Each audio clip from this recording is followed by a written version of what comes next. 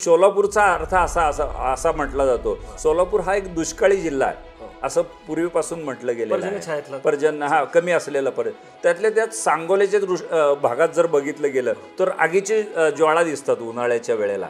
ते त्यावेळेला ब्रिटिश लोकांनी ते दुर्बिणीतनं वगैरे ते बघायचे ना, अरे आका शोला आका शोला सोलापूर, ते सूर्य असं मावळतीला चाललाय किंवा येतोय, त्यावेळेला ते दृश्य दिसायचं सोलापूर. त्याच्यावरनं पण कदाचित सोलापूर पडलंय असं काही ठिकाणी लिहिलंय. काही ठिकाणी म्हणणे सिद्धेश रामेश्वरांच्या त्या ग्रंथामध्ये उल्लेखी सोन्नलिंग असा एक उल्लेख आहे. मग काही लिंगायत समाज किंवा इतर जो समाज आहे तो मानतो की असं आहे. आणि काही जण असं म्हणतात की 16 गाव आहेत आजूबाजूला सोलापूर आणि ते सगळं मिळून सोलापूर बनलं. मग प्रणितीशाही तीनदा निवडून आल्या आणि त्यांना जवळनं बघतो तर आणि त्या ज्या प्रकारची विधानं करतायत मोदींच्या विरोधात किंवा भारतीय जनता पार्टीच्या किंवा संघाच्या विरोधात हे पाहतात, त्यासुद्धा भारतीय जनता पार्टीत जातील असं वाटत नाही. या उपर गेल्या तर माझं अज्ञान आहे राजकारणामध्ये असं मला असं वाटेल. कारण अशोक चव्हाणांसारखी माणसं बदलतात, एकनाथ शिंदेसारखी माणसं बदलतात एका रात्रीतनं, तर प्रणिती तर त्यांच्या तुलनेमध्ये छोट्याच. पण आपल्याला वाटतं की शिवाजी महाराज की जय म्हणणारा फक्त विशिष्ट समाज आहे, असं नाही आहे. तुम्ही ज्या वेळेला पद्मशाली समाजातलं बघताल तर त्यांचा कडवा हिंदुत्ववाद वेगळाच आहे आणि तोच आता हल्ली भारतीय जनता पार्टीला सोलापूर शहरातनं लीड देतोय. म्हणजे सोलापूर जिल्ह्याच्या राजकारणामध्ये काँग्रेसमध्ये सुशील कुमार शिंदे हे शहरी भागामध्ये किंवा त्यांच्या सोलापूर लोकसभा मतदारसंघातील 5 तालुक्यांमध्ये त्यांनी वाटून घेतल्यासारखं होतं. आणि माळशिरस आणि इतर भाग जो आहे माढा वगैरे पंढरपूर तर तो मोहिते पाटील सांभाळायचे. अशी वाटणीच राजकीय वाटणी होती. म्हणून त्यांच्यात फारसा संघर्ष उघडपणे व्हायचा नाही, पण एकमेकांना कापायचं हे त्यातल्या त्यात मोहिते पाटलांकडून अधिक घडायचं. उघडपणे सांगितलं तरी हरकत नाही. सुशील कुमार शिंदेंनी जर त्या काळी पाईपलाईन उजनीतून थेट पाईपलाईन सोलापूरपर्यंत आणण्याची मंजुरी केली नसती, त्यासाठी निधी दिला नसता, तर आज सोलापूरकर तडफडून अक्षरशः गेले असते. म्हणजे आता आमच्याकडे फक्त आहे ना त्या अमेरिकेतल्या कुठल्या राष्ट्राध्यक्षाची पुण्यतिथी जयंती करत नाही एवढंच राहिलंय. इतक्या मिरवणूक, प्रत्येक गोष्टीची मिरवणूक निघते. आणि दंगलसुद्धा आहे ना, सोलापुरात जी हिंदू मुस्लिम दंगल झाली स्थानिक प्रश्नावर झाली नव्हती. कुठल्या तरी देशामध्ये पादरीने ते काहीतरी हे केलं त्या चर्चा, आणि मग तो तसा पाहिला तर ख्रिश्चन मुस्लिम वाद होता, पण त्याचं वळण इथं झालं. नवरात्रामध्ये ती घटना घडली आणि ते संपूर्ण हिंदू आणि मुस्लिम सोलापुरात 12-15 लोक मेले. 10 वर्ष आमचं सोलापूर मागं गेलं. परिचारकांकडे इतके वर्ष एस टी महामंडळ होतं. पंढरपूरच्या निमित्तानं हजारो लोक लाखो लोक तिथं जाऊन आले. अनेकांनी आजही सांगावं पंढरपूरचं बसस्टँड सुधारणं काही दिसते का? साधं तुमचं महामंडळ तुम्हाला सुधारता आलं नाही, तुमचं एस टी स्टँड तुमच्या गावातलं, तर तुम्ही काय विकास केला म्हणून सांगता? एका जिल्हा परिषदेच्या अध्यक्ष पदावर असताना मोहिते पाटलांचं आता नाव घेणं म्हणजे अवघड आहे, कारण ते रेकॉर्डर झालं नाही कधी. बेदम मारहाण झाली, कपडे काढून मारहाण झाली त्यांना. इतकं मारहाण की तो मेला म्हणून टाकून निघून गेले काही लोक.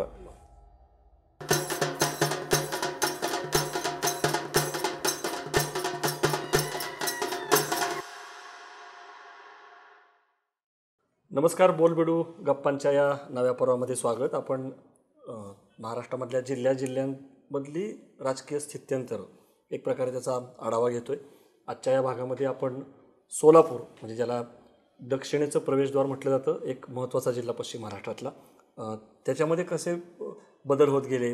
सोलापूर गिरणगाव होतं, वस्त्रनगरी, कामगार नगरी अशी ओळख, आणि धार्मिक तीर्थक्षेत्र अक्कलकोट असेल, पंढरपूर असेल, खुद्द सोलापूर, त्याचा आढावा घेतो. आणि यासाठी खास सोलापूरहून आपल्या स्टुडिओमध्ये आलेले आहेत ज्येष्ठ पत्रकार अविनाश कुलकर्णी. स्वागत आहे तुमचं. अविनाश कुलकर्णी 40हून अधिक वर्ष पत्रकारितेमध्ये कार्यरत आहेत.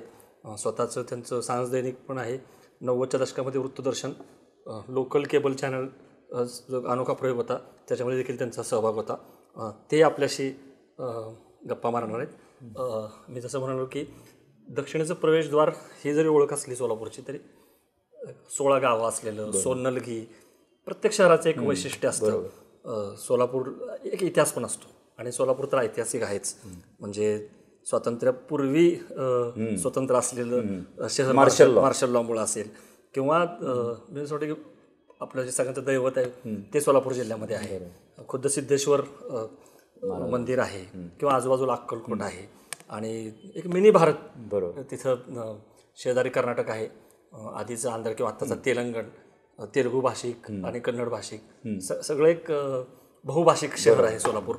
पण तुम्ही काय सांगाल विस्ताराने की सोलापूर शहर आणि ग्रामीण जिल्हा काय वैशिष्ट्य किंवा कुठला इतिहास तुम्हाला सांगायला वाटतं सुरुवातीला? सोलापूर विषयी जेवढं सांगेल तितकं कमी आहे. सोलापूर महाराष्ट्रातील इतर जनतेला सोलापूर म्हणजे काय तर शेंगाची चटणी, चादर, सोलापुरी एवढंच माहिती आहे. पण जसं जसं आपण सोलापूरमध्ये येऊ, सोलापुरात तीर्थक्षेत्राच्या दृष्टीने म्हटलं तरी एक नंबर लागेल. सोलापुरात उद्योग व्यवसाय जरी स्वतःचे नसले तरी खानदानी व्यवसाय जे आहेत म्हणजे पूर्वीपासून जे सोलापूरकरांनी चालू ठेवलेत ते अद्यापपर्यंत चालू आहेत ते सोलापुरामध्ये आहेत. काही उद्योगपती जे आता महाराष्ट्रभर, देशभर, जगभर गाजत आहेत ते सोलापूरचे आहेत मूळचे. म्हणजे प्रत्येक क्षेत्र चित्रपटसृष्टीत गाजलेली लोक सोलापूरचे आहेत. सोलापूरनी महाराष्ट्राला मुख्यमंत्री आणि उपमुख्यमंत्री एका वेळेला दिले. हे सोलापूरच करू शकतं. सोलापूरचा तुम्ही मगाशी उल्लेख केला की मार्शल लॉ. अहो सोलापूरनी 1930 साली 3 दिवस स्वातंत्र्य उपभोगलं. 9, 10 आणि 11 मे रोजी 1930ला. म्हणून सोलापूरचं वैशिष्ट्य आणखीन की 800 वर्षाची सोलापूरला जत्रा आहे. ज्या जत्रेची परंपरा आहे, ग्रामदैवत सिद्धरामेश्वराची जत्रा भरते, त्याला 800 वर्षाची परंपरा आहे असं सांगतात. ठीक आहे, ह्याच्यामध्ये वर्षामध्ये थोडाफार फरक असेल पण प्राचीन काळापासूनचा आहे. आणि सोलापूरचा इतिहास असा जुना आहे, रंजक आहे. तसंच तो नव्या काळातलाही सुद्धा लौकिक मिळवणारा आहे, वाढवणारा आहे. सोलापुरात सगळ्या क्षेत्रामध्ये जशी गडबाजी असते तशी राजकीय क्षेत्रात सुद्धा गडबाजी आहे. चांगले ती सर्वत्र असतेच तशी, आणि ती असलीही पाहिजे. त्याशिवाय लोकशाही जिवंत राहत नाही. ती सोलापूरकरांनी बघितलेलं आहे. आणि सोलापूर तीर्थक्षेत्र कशामुळे तर अक्कलकोट स्वामी दत्त अवतारातील महत्त्वाचं केंद्रबिंदू. तर ते अक्कलकोट सोलापुरात सोलापूर जिल्ह्याच्या जवळपास आहे, 40 किलोमीटर. सोलापूरपासून तुळजापूर जे जरी आमचा सोलापूर जिल्ह्याचा भाग नसला तरी तो जवळ आहे. म्हणजे त्याला तुळजापूरला जाणाऱ्या माणसाला सोलापूरला यावंच लागतं. सोलापूरच्या एका बाजूला संपूर्ण विश्वाचं मंदिर म्हणलं तरी चालेल, पांडुरंग विठ्ठलाचं मंदिर पंढरपूर आहे. बसवेश्वर आहे, महात्मा बसवेश्वरांचं मंगळवेढा आहे. मंगळवेढा तर संतांची भूमी आहे. म्हणजे इतके संत त्या मंगळवेढ्याने संपूर्ण महाराष्ट्राला आणि देशाला दिले, विचार दिले. म्हणजे अशी सगळी खाण आहे. म्हणजे मी तुम्हाला प्रत्येक क्षेत्रातील असं कळलं तर आपल्याला 2-4 तास ह्याच्यातच जातील, इतका मोठा इतिहास आहे. त्यामुळे 4 हुतात्मे. तर त्या मार्शल लॉच्या निमित्ताने मी सांगतो, तर त्यावेळेला सिद्धेश्वर महाराजांची यात्रा भरायची. आणि यात्रेचं हे असं असतं की मकर संक्रांतीच्या आधी 3 दिवस आणि नंतर 1 दिवस, अशी 4 दिवस. मग ती 11, 12, 13, 14 असेल, कधी 12, 13, 14 असं एखाद दिवस 2-4 दिवस मागं पुढं होतं तिथीनुसार ते. तर त्या काळामध्ये ब्रिटिश सरकारच्या विरोधात आपल्याकडं उठाव झाला. महात्मा गांधींना मला वाटतं अटक झाल्यानंतरचा तो अटक झाल्यानंतर तर सोलापूरकरांनी बाजीच मारली. तिथल्या नगरपालिकेवरती, नगरपालिका फार जुनी, तिथं तो झेंडा रोवला गेला. आणि मग ते ब्रिटिशांना ते कळल्यानंतर त्यांचं पित्त खवळलं. काय म्हणले, हे असं इतके दिवस कसं काय. ती त्यावेळेला लोकांनी फार मोठ्या प्रमाणावरती आनंद व्यक्त केला. आणि ब्रिटिश सरकारला नाचक्की होईल अशा पद्धतीचं खरोखरच ते झालं. मग त्यांनी ते सूड घ्यायचा म्हणून काही लोकांच्या विरुद्ध गुन्हे दाखल केले. आणि त्यापैकी हे आपले 4 हुतात्मे, शिंदे आणि कुर्बान हुसेन या चौघांना. आणि ते सुद्धा निवडताना त्यांनी फार, ब्रिटिश खरंच हुशार होते म्हणतात ना. खरं तर सोलापूरच्या भाषेत 12 बोड्याचे होते म्हणलं म्हणजे हा असंसदीय शब्द आहे, परंतु मी म्हणतो तर ते त्यांना सगळ्या समाजात आग लावायची होती. मग त्याने एक मुस्लिम निवडला, एक लिंगायत समाजाचा निवडला, एक मराठा समाजाचा निवडला, अशा पद्धतीने घेतले. आणि त्यांना नेमकं सोलापूरकर एकत्रित जमतात, आनंदाने भक्तिभावाने तल्लीन असतात. त्या जत्रेचा दिवस गाठून पुण्याच्या ह्या येरोडा इथं फाशी दिलं गेलं त्यांना. आणि ती बातमी सकाळ सकाळी सोलापुरात आली. संपूर्ण आनंदाचं क्षण एका काही क्षणामध्ये दुःखामध्ये लुटून गेलं. मग ह्या ब्रिटिशांना धडा सोलापूरकरांनीच शिकवलेला आहे त्यावेळेला. म्हणून तो त्यांनी तो राग अशा पद्धतीने नेहरूंनी सोलापूरला शोलापूर शोले तर ते त्यांनी त्यांच्या ग्रंथात म्हणलं. त्यांना कदाचित ते मराठी हे करता येत नसेल, पण सोलापूरचा अर्थ असा म्हटला जातो. सोलापूर हा एक दुष्काळी जिल्हा आहे असं पूर्वीपासून म्हटलं गेलेलं आहे. पर्जन्य कमी असलेला त्यातल्या त्यात सांगोल्याच्या भागात जर बघितलं गेलं तर आगीची ज्वाळा दिसतात उन्हाळ्याच्या वेळेला. ते त्यावेळेला ब्रिटिश लोकांनी ते दुर्बिणीतनं वगैरे ते बघायचे ना. अरे आकाश शोला सोलापूर, ते सूर्य असं मावळतीला चाललाय किंवा येतोय, त्यावेळेला ते दृश्य दिसायचं. सोलापूर त्याच्यावरनं पण कदाचित सोलापूर पडलंय असं काही ठिकाणी लिहिलंय. काही ठिकाणी म्हणणे सिद्धेश्वर रामेश्वरांच्या त्या ग्रंथामध्ये उल्लेख की सोन्नलिंग असा एक उल्लेख आहे. मग काही लिंगायत समाज किंवा इतर जो समाज आहे तो मानतो की असं आहे. आणि काही जण असं म्हणतात की 16 गावं आहेत आजूबाजूला सोलापूर आणि ते सगळं मिळून सोलापूर बनलं, म्हणून असे वेगवेगळी नावं आहेत. तर ब्रिटिशांनी जरी त्यात बदल केला, काय अपभ्रंश झाला, तर अलीकडच्या काळात सोलापूर हे नाव सर्वत्र रूढ आहे. आणि सोलापूर म्हणजे सोलापुरी चादर, सोलापुरी काबे, कडुबे, हे असं सगळं सोलापूर राट माणसाचं सोलापूर, तेवढ्याच प्रेमळ माणसाचं, तेवढ्याच धार्मिक माणसाचं सोलापूर, असं सोलापूरचं वैशिष्ट्य. ज्वारीचं कोठार असेल, खारवलेलं मटण असेल, चटणी आहे, ठीक आहे. पण आता आपण तुम्ही फार रंजक सुरुवात केली, थोडक्यात सांगितलं इतिहास काय वैशिष्ट्य. पण मी जसं सुरुवातीला म्हटलं की हे बहुभाषिक आहे, कारण इकडं कर्नाटक आहे, इकडं आंध्र किंवा आता तेलंगण असं सगळं आहे. त्यामुळं जेव्हा राजकीय विचार करतो आपण तेव्हा लिंगराज वल्लाळ असतील किंवा धर्मण्णा साधूल असतील, यलगुलवार हे पण तिकडे निवडून येतात. बरोबर. तर मला तेच म्हणा की हे कसं सुरू झालं. इथं लिंगायत समाज असेल किंवा तेलुगू पद्मशाली समाज असेल, जो विणकर जास्त करून याच्यामधला, आणि जो लिंगायत समाज आहे किंवा कर्नाटक विडी कामगार त्याच्यामध्ये पण खूप आहेत. तर हे सगळं पहिल्यापासूनच होतं का, हे नंतर आले? सुरुवातीला सोलापूर जिल्हा जो होता त्याच्यावरती राजकीय वर्चस्व कुणाचं होतं? आता तर आपण बघतोय भाजपचंच आहे, 10 वर्ष तर गेले. पण आधी काय चित्र होतं सोलापुरामध्ये? कारण एकीकडे कम्युनिस्ट पण आपण बघतो, भाजप पण बघतो, काँग्रेस पण बघतो, किंवा ग्रामीण भागात शेकाप. पण पहिल्यांदा शहरामध्ये येऊया, तर शहरामध्ये काय होतं सुरुवातीला? कुणाचं प्राबल्य होतं, कुणाचा बालेकिल्ला होता सोलापूर शहरामध्ये? तसं पाहिलं तर शरद पवार जरी शेजारच्या जिल्ह्यातले असले, म्हणजे पुणे जिल्हा आणि बारामतीचे असले, त्यांचं सोलापूर जिल्ह्यातील राजकारणावरती अनेक वर्षापासून प्रभुत्व आहे. संपर्क मंत्री होते. त्याच्याही आधीपासून ते म्हणजे यशवंतराव चव्हाणांचे जवळचे म्हणून समजले जायचे, काँग्रेसमधला एक धाडसी नेता. आणि म्हणून मग सोलापूर महानगरपालिकेमध्ये कोणतंही पद द्यायचं असेल कोणाला, स्थायी समिती असेल किंवा महापौर असेल, उपमहापौर, तर ठराव करून दिला जायचा. शरद पवार घेतील तो अंतिम निर्णय. 4 नावं सुचवायची, मग त्यांच्याकडनं बंद हे पाकिट गेलं की त्यांच्याकडनं एक बंद लखोटा यायचा की अमुक अमुक याला महापौर करावे, याला स्थायी समिती करावे, म्हणजे इतका विश्वास. मग पुढच्या काळामध्ये सुशीलकुमार शिंदेंचं वर्चस्व वाढलं. मग शिंदेंना आणि शरद पवारांना, जरी ते कधी एस काँग्रेसमध्ये होते आणि हे इंदिरा काँग्रेसमध्ये होते, तरी पण ह्या दोघांना मिळून निर्णय घ्यायचा अधिकार असायचा. वेगवेगळे लढायचे, वेगवेगळे गट असायचे, पण महापौर एकदा ह्यांचा एकदा त्यांचा, मग एकदा शिंदे ठरवतील तो, एकदा पवार ठरवतील, पण त्या दोघांना अधिकार द्यायचे. असं हे स्थानिक महानगरपालिकेच्या बाबतीत व्हायचं. जिल्ह्याच्या बाबतीत असंच व्हायचं, फक्त शरद पवारांना अधिकार कायम असायचा आणि मोहिते पाटलांना तिकडे अधिकार द्यायचा जायचा. म्हणजे सोलापूर जिल्ह्याच्या राजकारणामध्ये काँग्रेसमध्ये सुशीलकुमार शिंदे हे शहरी भागामध्ये किंवा त्यांच्या सोलापूर लोकसभा मतदारसंघातील 5 तालुक्यांमध्ये त्यांनी वाटून घेतल्यासारखं होतं.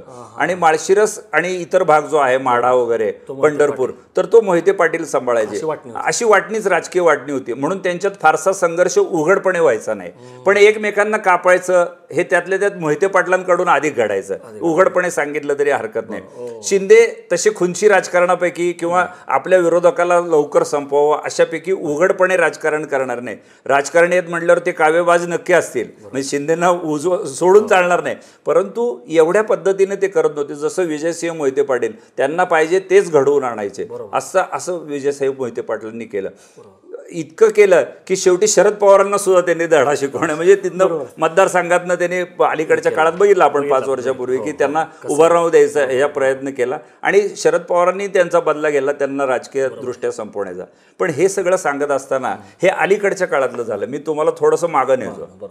त्यावेळेला सोलापूर जिल्ह्यावरती जरी काँग्रेसचं वर्चस्व असलं तरी इकडच्या बाजूला सुद्धा जनसंघाला मानणाऱ्यामध्ये राचेट्टी वकील असतील, राळे रस्कर असतील, किंवा आणखीन त्या तत्कालीन म्हणजे किशोर देशपांडे, बेंद्रे, हे त्या अलीकडच्या काळात आले. त्याच्या आधी सुद्धा भाजपला मानणारा विरा पाटलांसारखा हिंदुत्ववादी माणूस, कट्टर हिंदुत्ववादी, म्हणजे विजापूर वेस म्हणजे सोलापुरात मिनी पाकिस्तान असं लोक म्हणतात.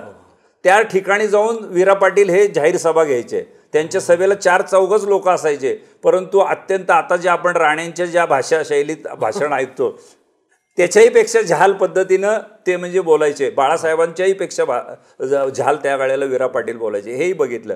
माझा मुद्दा राहून जाऊ नये म्हणून सांगतो की त्या काळामध्ये शंकरराव मोहिते पाटील आणि करमाळ्याचे जगताप, नामदेवराव जगताप, हे 2 प्रमुख गट होते. यशवंतराव चव्हाण आणि ह्या सगळ्या मंडळींचा यांच्यावर विश्वास होता, तिथल्या केंद्रात आणि राज्यात काम करणाऱ्या. मग ह्या सगळ्यांना जिल्ह्याचं हे निर्णय हे घ्यायचे. आणि ह्यांचीच पुढची पिढी म्हणजे शंकररावांची पुढची म्हणजे विजयदादा आणि ह्यांच्याकडे गेले, जगतापांकडे गेले ते सुशीलकुमार शिंदे गेले. पण ह्या दोघांना वरचढ ठरले ते मधल्या काळात शरद पवार. म्हणजे ह्या दोन्ही गटांचे. इंटरेस्टिंग असं विचारायचं आहे की जसं आपण नंतर येऊच जिल्ह्यामध्ये जाताना ग्रामीण भागामध्ये, पण मोहिते पाटलांकडे कसं एक संस्थात्मक जाळं होतं, सहकारी संस्था असेल, म्हणजे अगदी दूध संघ असेल, सूतगिरणी असेल किंवा शाळा, मार्केट यार्ड. सुशीलकुमार शिंदेकडे तसं काहीच नाही. पण तसं असताना सुद्धा सुशीलकुमार शिंदे 2दा ते अभिमानाने सांगतात की दलित असून मी ओपन सीटवरती आलो. तर हे कसं काय, म्हणजे काही संस्थात्मक जाळं नसताना किंवा जसं म्हटलं की एक प्रकारे एक पॉवर सेंटर असतात आर्थिक आणि सगळीच, ती नसताना सुशीलकुमार शिंदे कसे यशस्वी ठरले? शिंदेंना ना राजकारणामधलं बरंच काही कळतं असं मी त्यांना जवळून जे बघितलं ना ते त्याच्यावरून सांगतो की ते फार धूर्त आहेत, हुशार आहेत.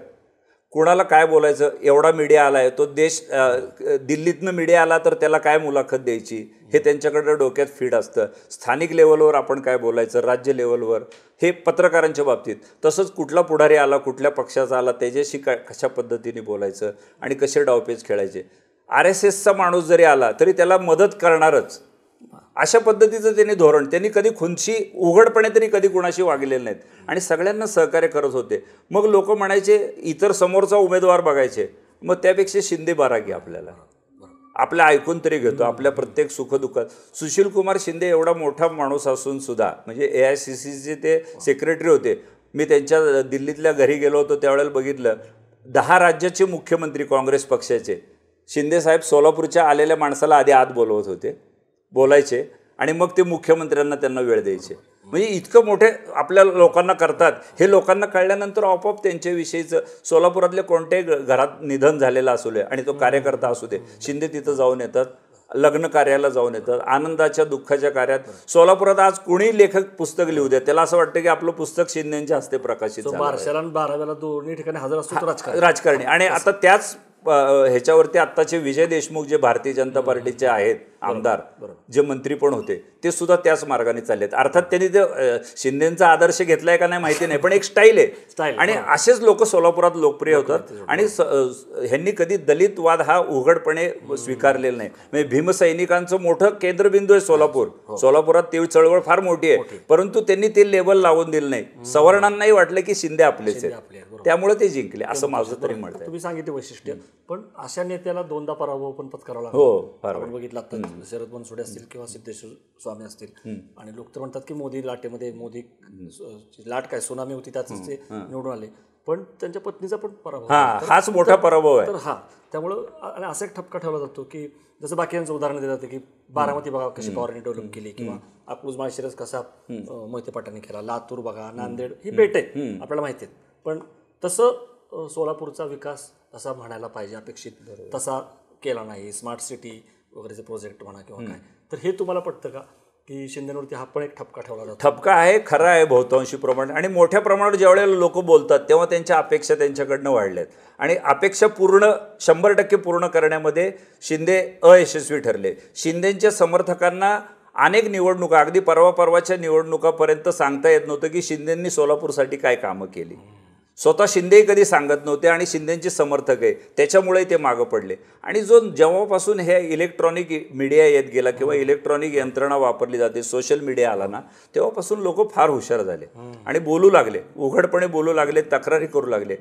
त्याचा कानोसा घेऊन त्यांनी जर आपल्या कामात जरी गेल्या काही दिवसात सुधारणा केली असती, त्यांच्या मुलींनी केली, आमदार प्रणितींनी केली त्या सुधारणा, पण ती शिंदेंनी केली असती तर कदाचित त्यांना ते पराभव टळले असते. नैराश्यातून, म्हणजे मुख्यमंत्री आपल्या गावचा आहे आणि त्यांनी पहिल्याच त्या सत्काराच्या भाषणात सांगतात की मी आता फक्त सोलापूरचा उरलो नाही, उभ्या महाराष्ट्रात झालं. लोकांना मध्ये त्याचा एक वेगळा संदेश गेला, म्हणजे तुम्ही सोलापूरसाठी काहीच करणार नाही का, असं खरं तर त्यांनी केलेलं आहे.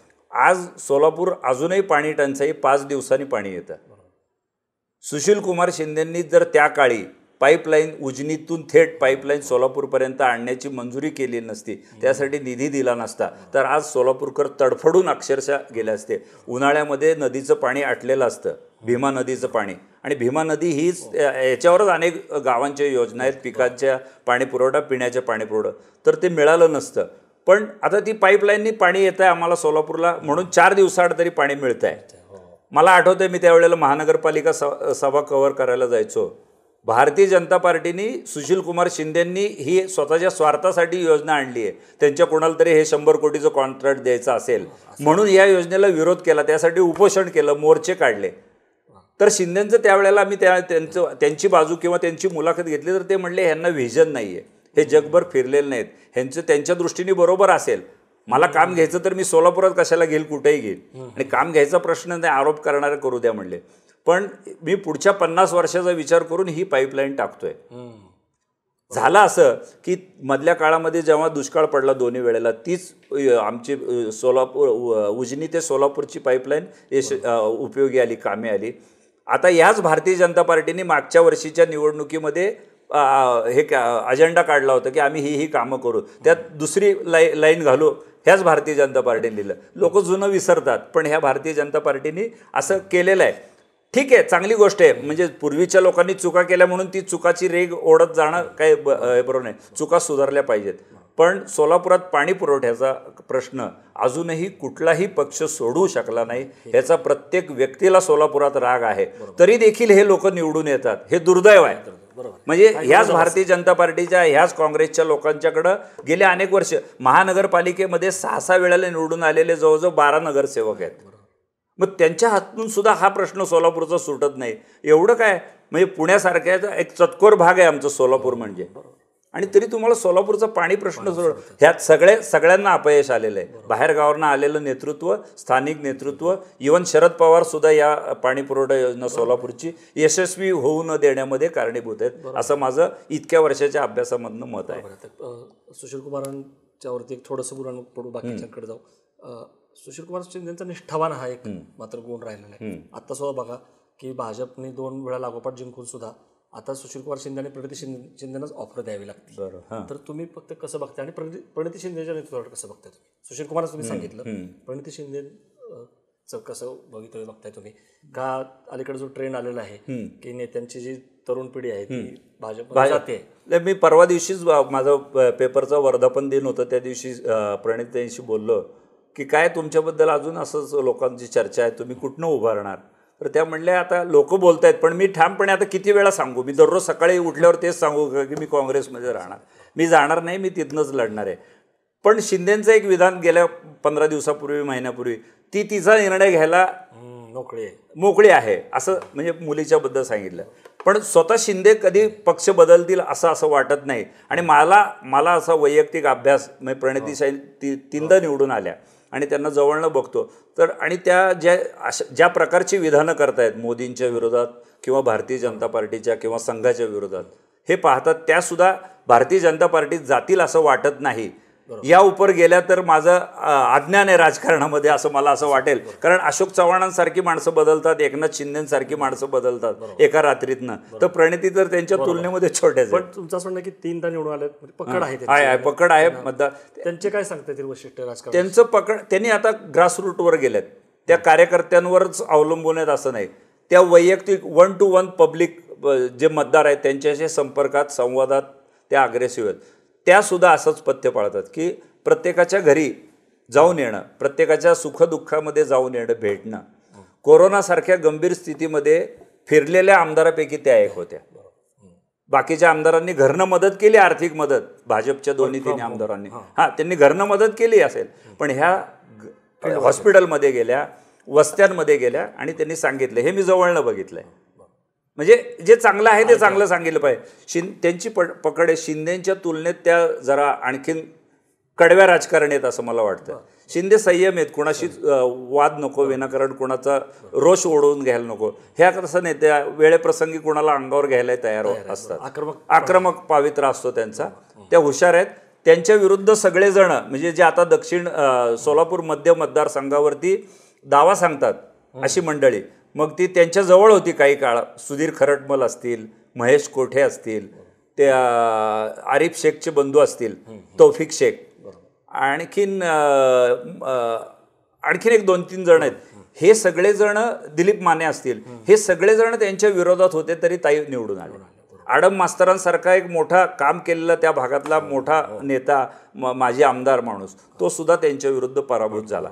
ठीक आहे, मतांची आकडेवारी थोडीफार कमी जास्त होत असेल. बहुभाषिक त्यांचा ज्या समाजातनं ताई येतात, प्रणितताई, त्यांचा समाज मोठा नसताना सुद्धा त्यांनी तिथं वर्चस्व मिळवलेलं आहे, तिथं 2दा-3दा विजय मिळवलेला आहे. ह्याच्याकडे दुर्लक्ष करून चालतं. मला हाच मुद्दा पुढे न्यायचा आहे की जसं तुम्ही सांगितलं सुशील कुमारांचं काय क्षमता होत्या किंवा स्ट्रॉंग पॉईंट तसे प्रणितीचे काय आहेत. हा बहुभाषिकतेचा मुद्दा आहे की सोलापूरवरती आपण नजर टाकली तर लिंगराज वल्ल्याळ किंवा धर्मण्णा साधूल, येलगुल वार हे पण लोक निवडून आले. तर हे सांगा, म्हणजे तिथं आपल्याला माहितीच आहे की पद्मशाली समाज कसा आला, तेलुगू समाज कसा आला किंवा कर्नाटक लिंगायत समाज, पण तो इतका निर्णायक ठरला याच्यामध्ये की आमदार किंवा खासदार पण त्यांच्या समाजाचे निवडून येऊ शकतील. आणि मग नरसाई आडम, आता ह्या 2 भाग करावे लागतील. लोकसभा हा विषय वेगळा आहे. वल्ल्याळ जे आले ते पहिल्यांदा शहर उत्तरमध्ये आले आमदारकीला आणि एकदा खासदारकीला त्या ह्याच्यामध्ये आले.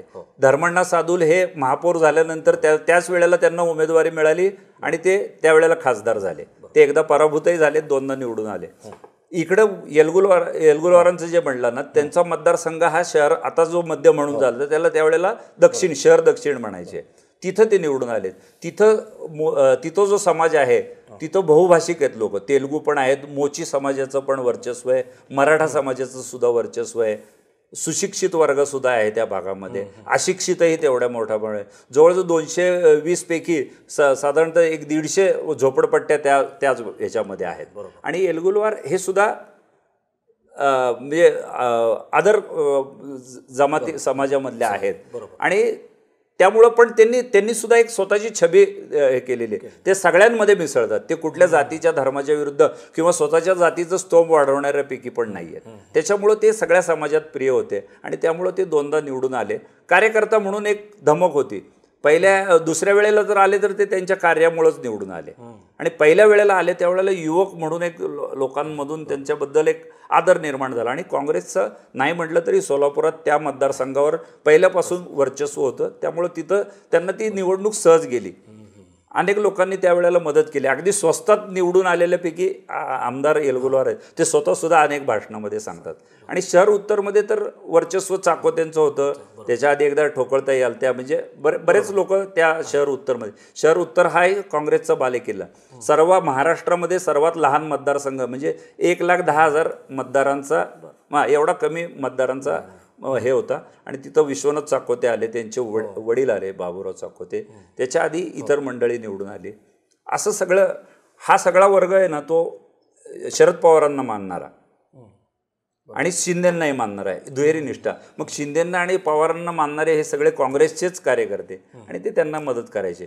पण हे सगळं होत असताना मधल्या काळामध्ये सोलापुरात मिल बंद पडल्या, कापड उद्योग, जुनी मिल. आणि त्यावेळेला सुद्धा ह्या सूतगिरण्यांचे जे मालक आहेत ते शरद पवारांचे मित्र आहेत, असं एक साधारणतः चर्चा सुरू झाली. त्या चर्चा त्यांना थांबवता आल्या नाहीत. आणि मग मिल बंद पाडण्यासाठी ज्या पद्धतीने मुंबईमध्ये राजकारण झालं आणि मग ते उद्योगपतींना सहाय्यभूत लोकांनी केलं, तसं सोलापुरातल्या यांना हे प्रोत्साहन देतात का शरद पवार, असा एक लोकांमध्ये समज निर्माण केला गेला विरोधी पक्षांकडनं. किंवा घडलंही असेल कदाचित तसं. पडद्याआड काय कोणाची मैत्री कोणाशी असू, पण उघडपणे माहिती आहे की आपटेंची मैत्री, जे मिलचे, ते शरद पवारांशी मैत्री आहे. आणि मग ते लोकांचा एक रोष वाढत गेला. ते मिल ज्या पद्धतीनं मॉडर्नायझेशन व्हायला पाहिजे होतं, कालानुसार ते बदललं पाहिजे, ते बदललं गेलं नाही. सोलापूरची नरसिंगगिरची ही सरकारी मिल होती, ती बंद पडली. लक्ष्मी विष्णू मिल बंद पडली, जाम मिल बंद पडली. इकडच्या सहकारी तत्वावरच्या सोलापूर सहकारी आणि यशवंत सहकारी सूतगिरण्या हे लागोपाठ बंद पडलं. मोठ्या प्रमाणावर बेरोजगारी सोलापुरात निर्माण झाली. आणि तत्कालीन बेरोजगारी इतकी होती की ज्यांचं उदरनिर्वाह केवळ त्या मिलवर होता, त्यांच्या घरातल्या महिलांना देहविक्री करावी लागली. आणि हा रोष जो होता तो गरीब वस्त्यामध्ये फार वाढत गेला. आणि मग विरोधकांनी कदाचित त्याचं भांडवलही केलं असेल, पण ते तुम्हाला रोखता आलं नाही, दिसत होतं. लोक चोऱ्या माऱ्या, गुन्हेगारी त्यावेळेला मोठ्या प्रमाणावर वाढली सोलापुरात, गुन्हेगारी सोलापुरात. आणि मग त्यावेळेला हे गुंड राजकारण्यांना पाठिंबा देऊ लागले, पण अलीकडच्या काळामध्ये हे गुंडच आता राजकारणी झाले.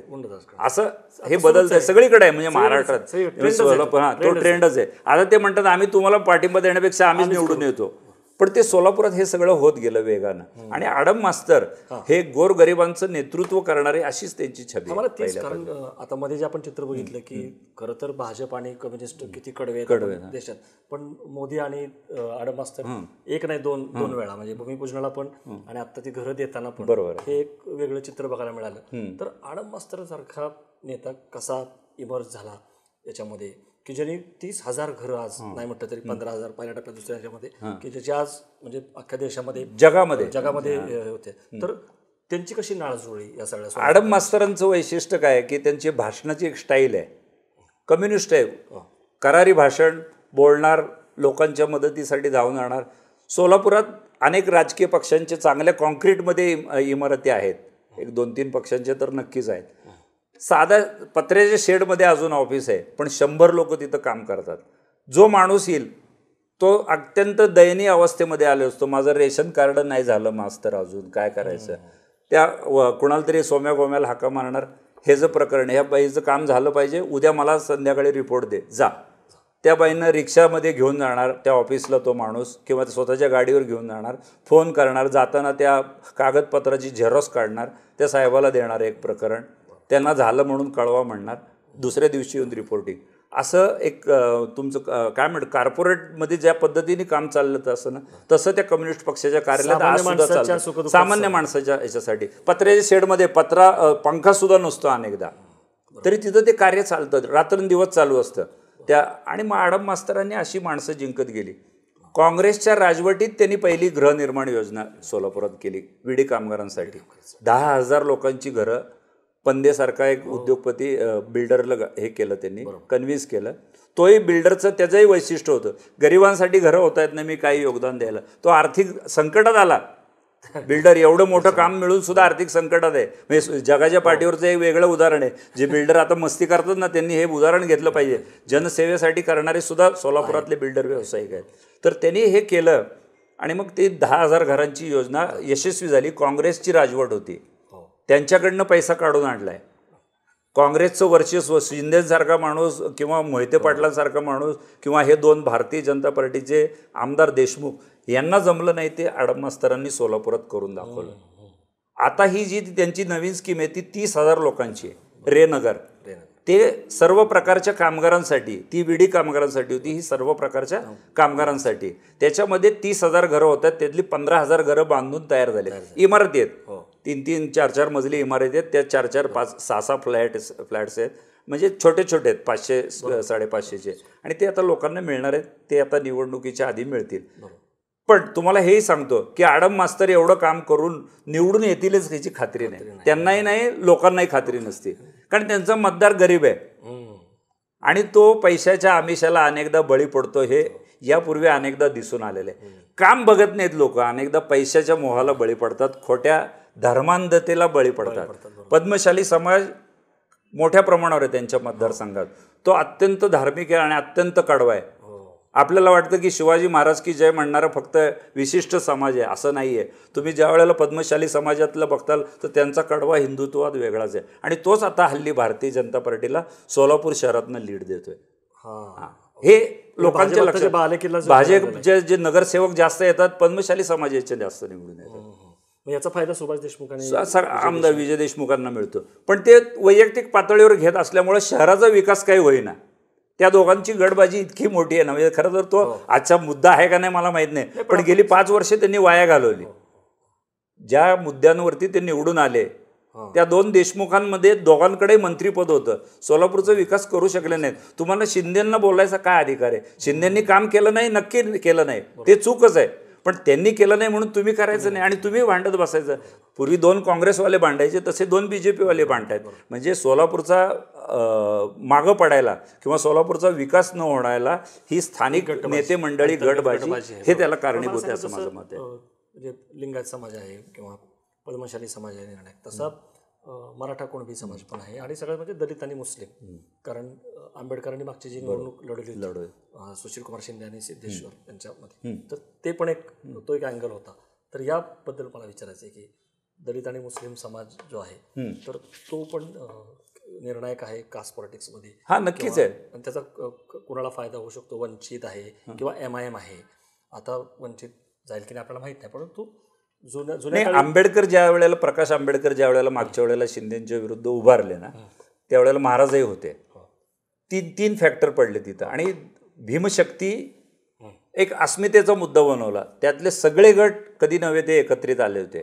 म्हणजे इव्हन भारतीय जनता पार्टीत जरी काम करत असलेले भीमसैनिक होते, त्यांनी त्यांच्या पक्षाच्या नेतृत्वाला उघडपणे सांगितलं, शिवसेनेतल्या लोकांनी उघडपणे की नाही यावेळेला आम्ही बाबासाहेबांच्या शपथ घेतलेली आम्ही बाबासाहेबांसाठी. कारण सोलापूर दलित चळवळ तेवढी स्ट्रॉंग आहे आणि उघडपणे सांगू शकतात, त्यांचं कोणी काही वाकडंही करू शकत नाही, एवढी ताकद आहे त्या लोकांची. आणि ते करतात, म्हणजे तेवढं एकजुटीने करतात. त्यांनी केलंही प्रयत्न, आलं नाही. पण हे करत असताना राजकीय शहाणपणा जो असतो ना, तो दिसायला पाहिजे होता. त्यांनी हे करताना उघडपणे करायचं नव्हतं, त्यामुळे डिवचला गेला इतर समाज. कसं असतं, ब्राह्मण एकत्रित झाले की मराठा समाज एकत्र होणार, लिंगायत एकत्र होणार, दलित बाकीचे समाज एकत्र होतात. आणि मग तुम्ही जर एका बाजूला चालला कुठलाही एक समाज, तर इतर समाज मनात नसलं तरी एकत्र होतात आणि ते त्याच्या विरोधकाला मतदान करतात. ह्याच्यात काय झालं, जी शिंदेंना पडणारी मतं होती ती मतं मोठ्या प्रमाणावरती प्रकाश आंबेडकरांकडे गेली. भाजपची मतं तुलनेमध्ये गेली नाहीत. कारण भाजपमध्ये देणारा भीमसैनिकांचं मतदान पहिल्यापासून तसं कमीच होतं. सोलापूरच्या चळवळीत धनुष्यबाण आणि कमळ हे फारसं कधी दलित चळवळीने हातात धरलेलं नाही किंवा त्याला प्रतिसाद दिलेला नाही. अलीकडच्या काळात थोडाफार बदल झाला असेल, पण त्या काळात तरी तसं नाही झालं. आणि मग ती सगळी ताकद अशा पद्धतीने काँग्रेसचीच तिकडं विखुरली गेली. आणि बरोबर तेवढ्याच मताचं बघा, ज्या वेळेला MIM असेल किंवा प्रकाश आंबेडकरांचा गट असेल, त्यांनी जेवढी मतं खाल्ली तेवढ्याच मतांनी ते फरकाने सगळे पडलेले आहेत त्यावेळेला. आता सोलापूर शहरामध्ये नाही, मगाशी एक मुद्दा आपला राहून गेला. उज्ज्वलाताई शिंदे पराभूत झाल्या. करेक्ट.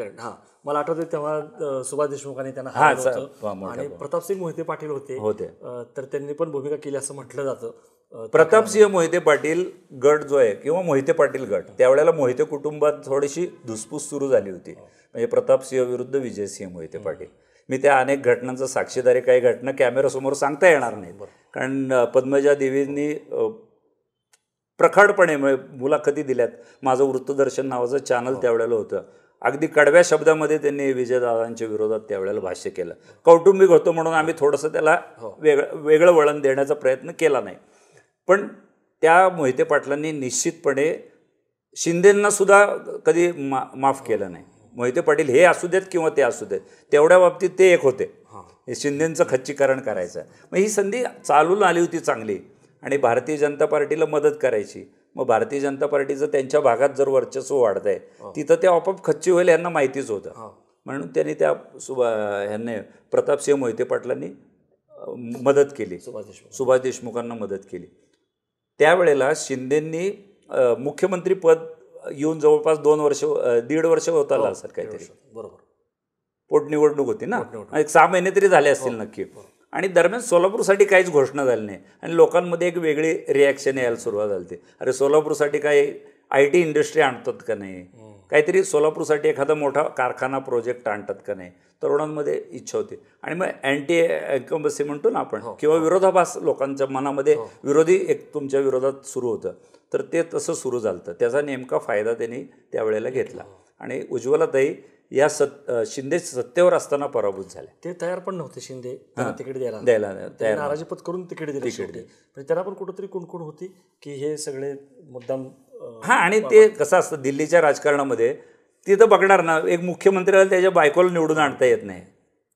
हे एकच त्यांना चित्र तिथं न्यायचं होतं सगळ्यांना, ते शिंदेच्या विरोधकांना. अरे तुमच्या घरच्या लोकांना तुम्ही निवडून आणू शकत नाही. काय तुम्ही म्हटलं की त्या मागं पडल्या होत्या. तर त्या मतमोजणीच्या वेळेला मी होतो, नुकताच मोबाईल त्यावेळेला हे होता आणि मोबाईल मतमोजणीच्या केंद्रात नेऊ द्यायला. पण माझं पत्रकारचा मी वापर किंवा गैरवापर म्हणा तसा थोडासा केला. तिथल्या दरवाजावर असलेल्या CPला म्हटलं मला आत न्यायलाच पाहिजे, न्यायचं आहे मला, काही करा. मी तुम्हाला अडवणार म्हणले, तुम्ही कसं न्यायचं तुमचं नाही. आमच्यात तडजोड झाली, मी घेऊन गेलो कॅमेरा आत आणि हे मोबाईल. मग ते कलेक्टर होते त्यावेळेला आणि शिंदेंच्या कार्यालयातनं किंवा त्यांचे मंत्रिमंडळातले सहकारी उत्सुकता फार शिगेला पोचली संपूर्ण. कोण पुढं मागं. आणि सुभाष देशमुख पुढं चालले होते आणि कलेक्टरने मुख्यमंत्र्यांना सांगणार कसं, तो कर्मचारी, आपण पत्रकार आहे, आपण कोणालाही काय सांगू शकत होतो. कलेक्टर एक आकडा सांगणार आणि काही वेळाने शिंदेंचा मला फोन येणार तिथं, काय स्थिती ताजी. मी ते बातम्या देत होतो रे टीव्हीला. ते टीव्ही आमचा लोकल होता, तो काय मुंबईत दिसत नव्हता, ते मुंबईत होते त्या दिवशी. मग ते मलाही विचारायचं, नाही मॅडम 2000नी मागं आहेत, 2500नी मागं आहेत. अरे हे राहिलं ना, ते मोजून झालं आहे. मी कलेक्टरांकडनं त्या कॉम्प्युटरवरूनच बातमी काढून आणून सांगत होतो. सगळे घाबरत होते सांगायला. आणि पराभूत झाल्यावर तर कलेक्टरने स्वतःचा फोन पण बंद करून टाकला. काय कसं सांगायचं.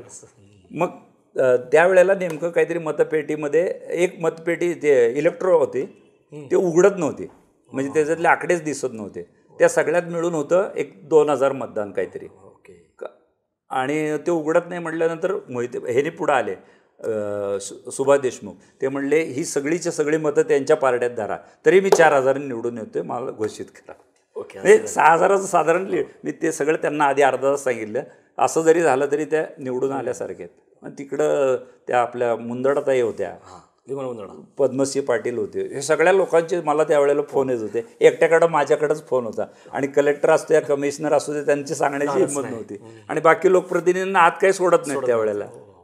पत्रकारांपैकी मी एकट्याकडं असल्यामुळं मला ते हा जवळून सगळा किस्सा बघायला मिळाला. साहेबांना त्यावेळेला भरपूर वाईट वाटणं साहजिक आहे. म्हणजे आपल्या घरात आपला भाऊ पडला, आपल्याला घरचं कोणी पडलं, वाईट वाटतं. आणि त्याचंच भांडवल केलं गेलं आणि त्यांच्या पदाला त्यामुळे ब्रेक बसला, सेटबॅक बसला राजकारण. आपण शहरातून आता थोडंसं आजूबाजूला जाऊ. नक्की पूर्वी जाऊ पंढरपूर किंवा आधीच म्हणा. पण त्याच्या आधी मला थोडं शहरामध्ये इतर पण काही नेते होते, बऱ्याचपैकी कव्हर केले. भाजपचं राजकारण सांगितलं, काँग्रेस सांगितलं, कम्युनिस्ट सांगितलं, काडादी असतील, धर्मराज काडादी त्यांचं आता बघताय, त्यांच्या आधी वडील त्यांचे होते. एक फार गंमतशीर म्हणजे बाहेरच्या लोकांना की चिमणीवरनं सोलापूरमध्ये होतं की म्हणजे सोलापूरचं विमानतळ का होत नाही किंवा सोलापूरसारख्या एका अशा चांगल्या शहरामध्ये विमानसेवा का नाही, तर एक कारखान्याची चिमणी आड येते आणि ती चिमणी पाडण्यासाठी म्हणून पण एक राजकारण होतं. तो काय किस्सा आहे तो सांगा. काय झालं, सोलापुरात विमानसेवा सुरू झाली होती, त्याची वेळ चांगली नव्हती, म्हणजे सोयीची नव्हती. जी सोलापुरातनं विमान जे निघायचं आणि ते दुपारच्या वेळेला मुंबईत पोहोचणं वगैरे त्यांच्या सोयीने त्यांनी केलं. तर मुंबई विमानतळात गर्दी असते, ते विमानं उतरवायला वगैरे त्यांच्या सोयीने विमानं होती, त्यामुळे ते काही फार काळ चाललं नाही. आणि नंतरच्या काळात चालूच होईना, त्यात प्राधिकरणाने, विमान प्राधिकरणाने एक 16 अडचणी दाखवल्या की ह्या पूर्तता करून द्या, त्याशिवाय आम्ही विमानतळ सुरू करू शकत नाही, विमानतळावरनं विमानसेवा. मग त्याच्यामध्ये एक चिमणी एक कारण होतं. म्हणजे ही जी चिमणी आहे कारखान्याची, आता ह्याच्यात काय झालं, त्याच्यातही फार धूर्तपणा खेळला गेला. ती को जनरेशनची चिमणी होती आणि साखर कारखान्याची चिमणी हा विषय वेगळा होता. साखरेचं गाळप झाल्यानंतर जो धूर निघतो त्याची चिमणी वेगळी, ती पहिल्यापासून होती. ही को जनरेशनची नवीन बांधली होती, ज्याच्यातनं वीज निर्मिती प्रकल्प, ती कायदेशीर नव्हती, त्याला परवानगी मिळाली नव्हती. ह्याने नुसता अर्ज दिला होता. अर्ज देणं म्हणजे परवानगी मिळाली नाही. काडादींनी आणि त्यांच्या समर्थकांनी ह्याच्यात हे केलं, लोकांमध्ये पसरवलं. अर्थात आता धर्मराज काडादी एका दैनिकाचे संपादक, माझे चांगले मित्र आहेत आणि चांगला माणूस आहे अगदी, पण असं का वागले ते मला तेच कळत नाही. काय सार्वजनिक प्रश्नावरती तुम्ही इगो करून चालत नाही. त्यांनी तो एक इगो केला. आणि जर बेकायदेशीर आहे बांधकाम तर ते न्यायालयाचा पण निकाल आला. तुम्हाला तुमचे विरोधक जर एखाद्या वेळेला म्हणले तर आपण समजू शकू तुमच्या विरोधात कट कारस्थाने. ज्या वेळेला न्यायालयाने शिक्कामोर्तब केलं की ही बेकायदेशीर चिमणी पाडली पाहिजे, तर ती पाडलीच गेली पाहिजे. तर ती वाचावी म्हणून जर लोकप्रतिनिधी काम करू लागले का, तर त्यांचं मोठं दैनिक आहे सोलापुरामध्ये आणि या दैनिकाचा रोष आपल्याला नको, आपल्या बातम्या बंद होऊ नयेत म्हणून स्थानिक पुढारी त्यांना मदत करत होते. मग शेतकऱ्यांना उचकवलं गेलं, पुढच्या वर्षी तुमचा कारखाना चालू झाला नाही तर तुमचं ऊस गाळप होणार नाही. मग हे सगळं असं निर्माण केलं गेलं.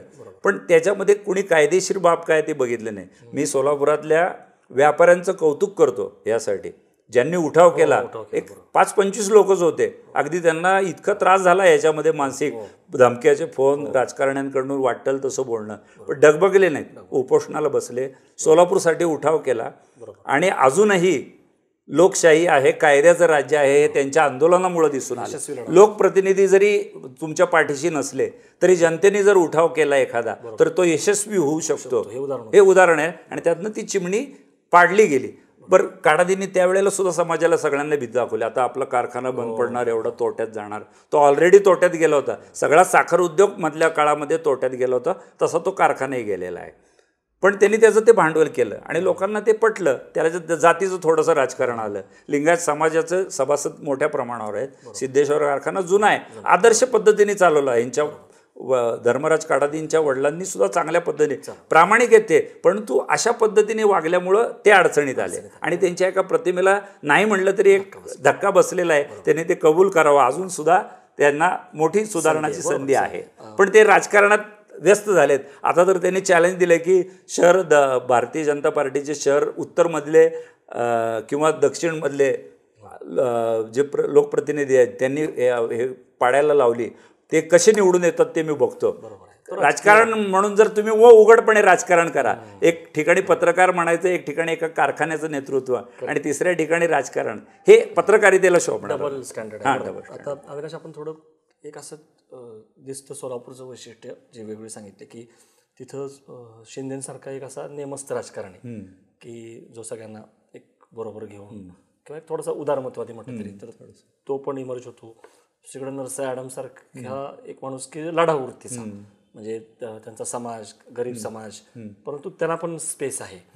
आणि इतर पण काही आपण आक्रमक नेते पण बघितले, राजकारण वेगळ्या पद्धतीने करणारं, धार्मिकतेचं किंवा ह्याचं, म्हणजे कुठं सर्वधर्म संभाव, सेक्युलर शिंदेसारखं राजकारण किंवा नरसाळांसारखं बाबा एक कामगार लालबावटा, किंवा दुसरीकडे एक धार्मिक त्याचं राजकारण बघितलं आपण धर्माचं. आणि हे करताना जे गुंडगिरी आहे, म्हणजे जी कदाचित जो बेरोजगारी निर्माण झाली, मिल वगैरे सगळ्या बंद पडल्या आहे ते, आणि त्यातून मग ते जे इंडीचे आमदार रवी पाटील यांचा सोलापूरचे पण प्रभाव होता, मग त्यांची त्या कामटेंनी काढलेली दिंड वगैरे, तर हे काय म्हणजे हे त्यांना पण प्रतिसाद मिळताना पण नाही. आता म्हणजे थोडीशी सांगड, ती जी बेरोजगारी मिल बंद पडल्यामुळं किंवा व्यवसाय बंद पडल्यामुळं झाली ना, ती बेरोजगारी त्यातून निर्माण झालेली गुंडगिरी ही तात्कालीन होती, ती काही वर्षानंतर ती कमी गेली. ही गुंडगिरी यांची जी नावं घेतली गेली ती आधीपासून आहे. सोलापूरचं गँगवॉर हे मुंबईच्या धर्तीपेक्षाही गंभीर, म्हणजे पंढरपूरचं तर गँगवॉर जगभर गाजलं, डोंबे भोसलेंचं आपण ऐकलं असं. तसं सोलापूरचं गँगवॉर हे फार मोठं होतं. म्हणजे पत्रा तालीम विरुद्ध मंगळवेढा तालीम, पत्रा तालीम मंगळवेढा तालीम एका बाजूला, विरुद्ध रवी पाटीलचा रेल्वे लाईन्स भाग, असं एक राजकारण. मग गुंडांचं सुद्धा 2 गटामध्ये विभाजन, प्रत्येक क्षेत्रात गुंड होतेच काही भागाभागामध्ये, पण निम्मे लोक एका बाजूला, निम्मे लोक एका बाजूला, त्यातही जातीचं राजकारण. म्हणजे रवी पाटीलला केवळ आपल्या समाजाचा आहे म्हणून पाठिंबा देणारे लोकसुद्धा मी सोलापुरात बघितलं. मला आश्चर्य वाटायचं, म्हणजे काम करणाऱ्या माणसापेक्षा गुंडगिरी करणाऱ्याच्या पाठीशी समाज म्हणून लोक उभारतात.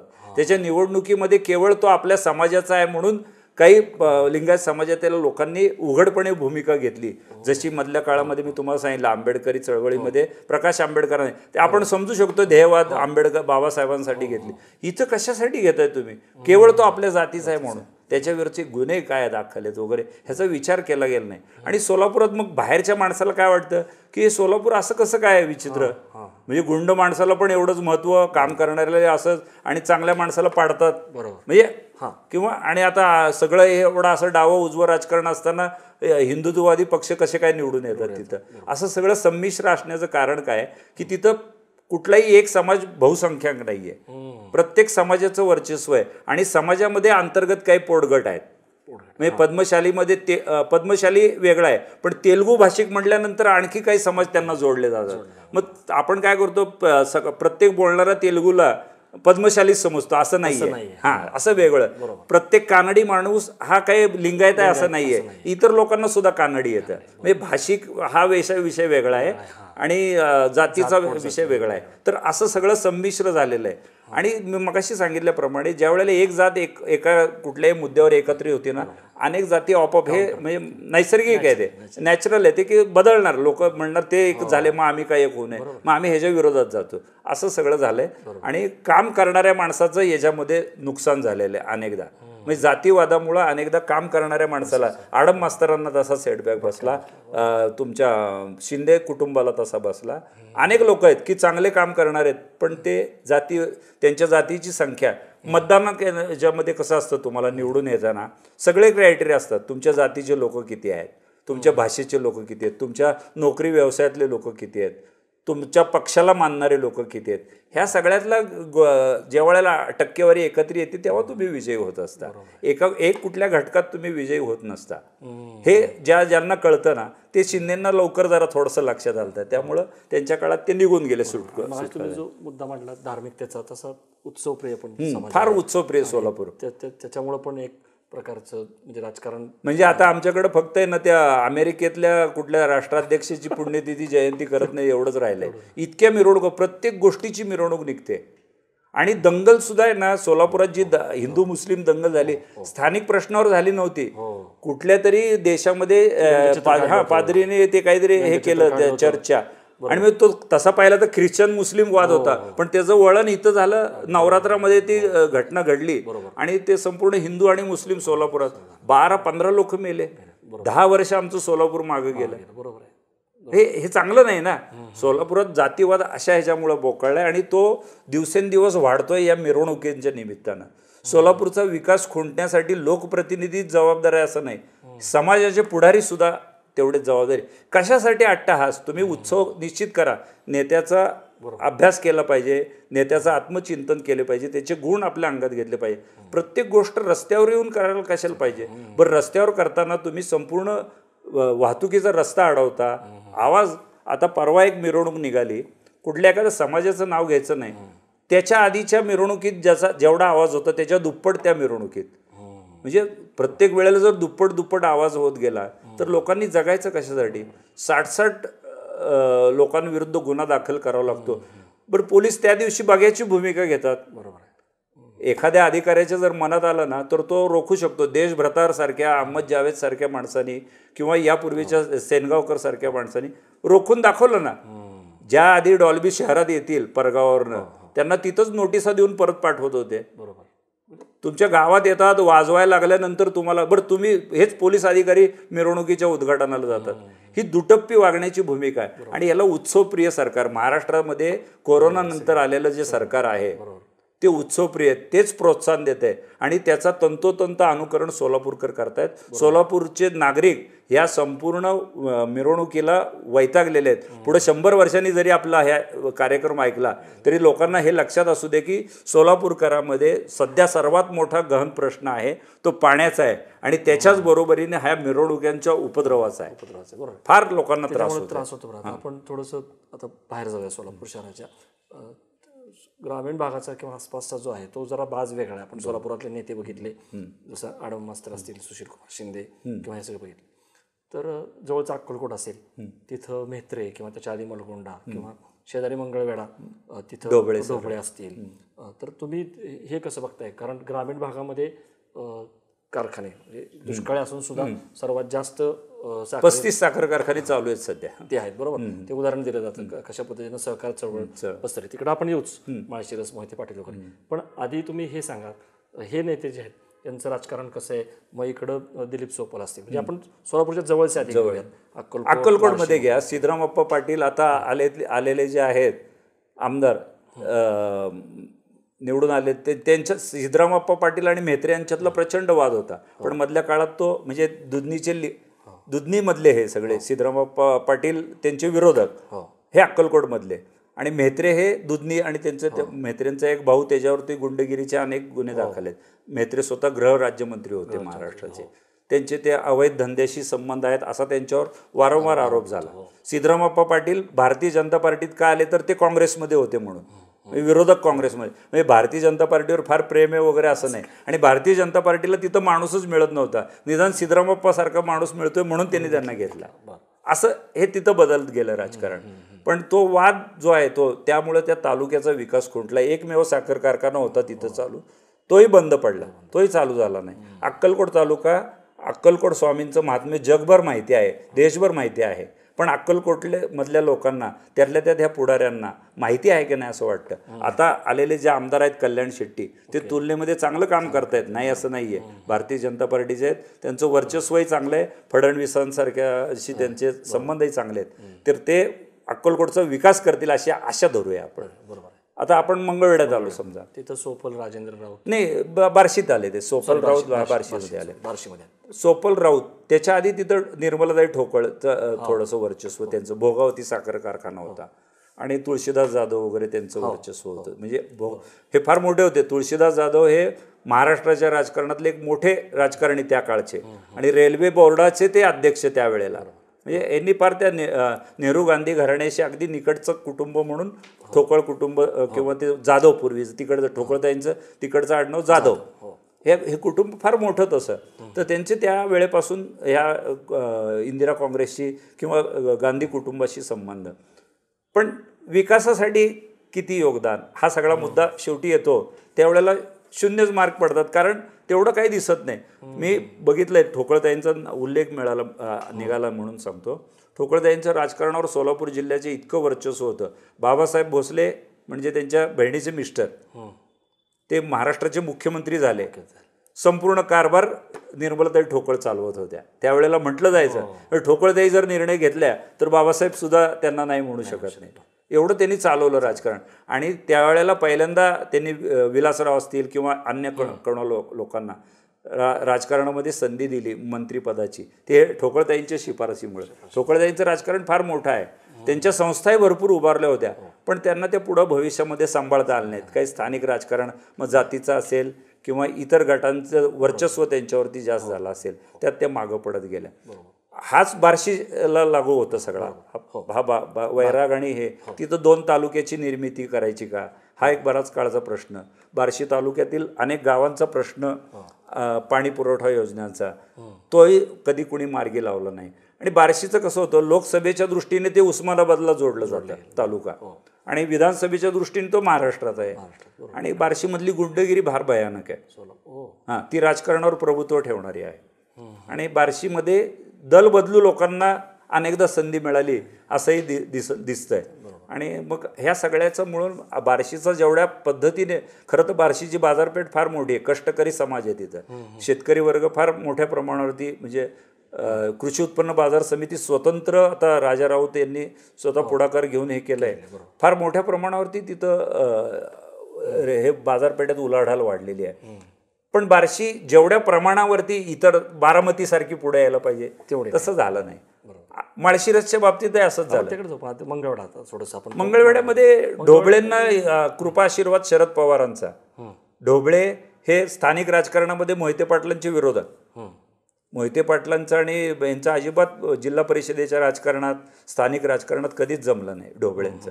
आणि ढोबळे तुम्हाला माहिती आहे बोलण्यामध्ये फार हुशार पटाईत माणूस. त्यांच्या एवढ्या कोणाच्याही संस्था महाराष्ट्रभर कोणाच्याही संस्था नाही. त्यांच्यामुळं महानगरपालिकेत पुलोदची सत्ता केवळ ढोबळेंच्या भाषणावर एकदा आली. म्हणजे ह्या सगळ्या भाजप, त्यावेळेला शिवसेना काय थोडीफार असेल, जनता दल पक्ष होता, आणि काँग्रेस, काँग्रेस त्यावेळेची, हे तिघांनी मिळून काँग्रेसच्या विरोधात सत्ता, आणि ती आणण्यामध्ये ढोबळेंचा हातभार फार होता. आणि ढोबळे त्यामुळं पवारांच्या कृपाछत्राखाली जोपर्यंत होते तोपर्यंत त्यांचं मंगळवेढा तालुक्यातले मग मारवाडी वकील असतील किंवा त्यावेळेची ती बरीच मंडळी तिथं पवारांना मानणारी, म्हणून ते ढोबळेंवर त्यांचा जरी विश्वास नसला बोलण्यावर वागण्यावर, तरी सुद्धा पवारांच्या प्रेमापोटी आणि अनेक जणांचा मोहिते पाटलांना विरोध म्हणून ढोबळेंना पाठिंबा मिळायचा, म्हणून ढोबळेंचं राजकारण चाललं. ढोबळेंनी फार काही विकास केला मंगळवेढा तालुक्याचा असं काही कोणी मानायला अद्यापही तयार नाही. पण त्यांनी एक सूतगिरणी काही काळ तिथं सुरू केली. साखर कारखान्याच्या बाबतीत काही त्यांचं असं काही योगदान नाही आहे. फळावळ योजना, त्याच्याहीपेक्षा त्यांनी वैयक्तिक स्तरावर शैक्षणिक संस्था काढता येतील, मग त्या मंगळवेढा तालुक्यात कमी असतील कदाचित, पण त्या देशभर काढल्यात आणि अजूनही त्यांच्या संस्था चालू आहेत. आता त्यांचं पवारांशी फार काही मधल्या काळात जमत नव्हतं.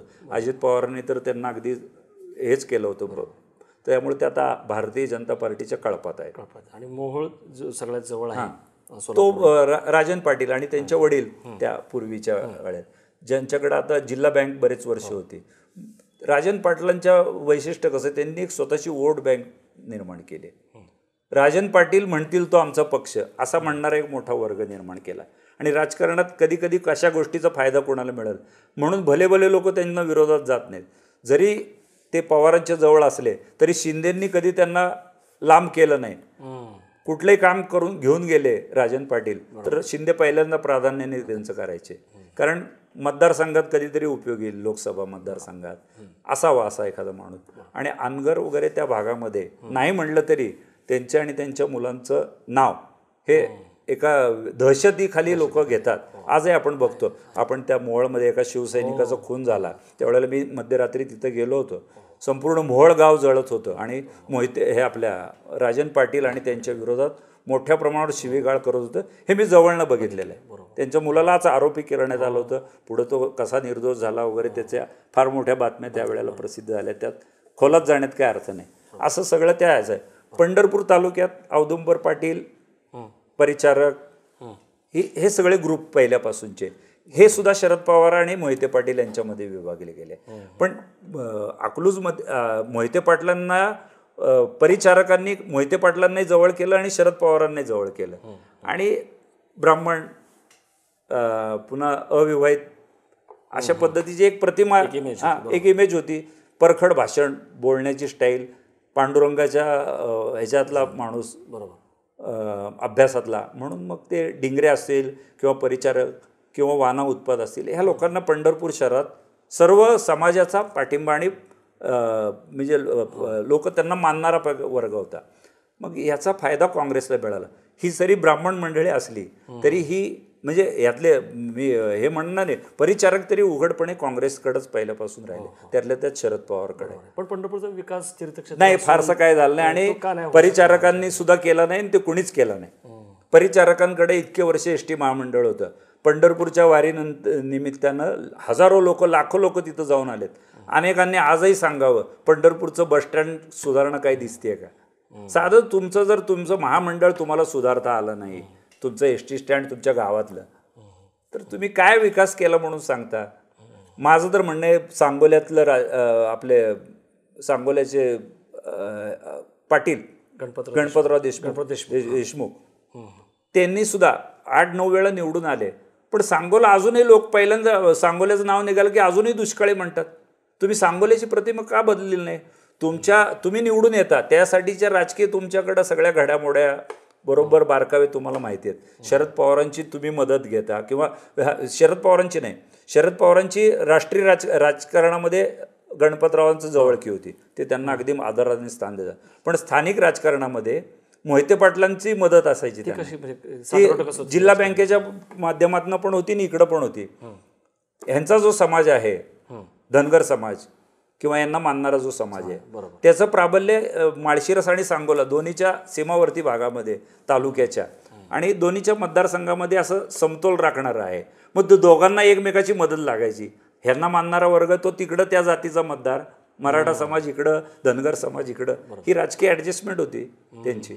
मग शेका पक्ष जरी इतर कोकणाशिवाय तो कुठंही आक्रमक नव्हता, मग एकच माणूस इथं कसा काय निवडून येतो, तर थोडंसं जरा राजकीय ॲडजस्टमेंट असते.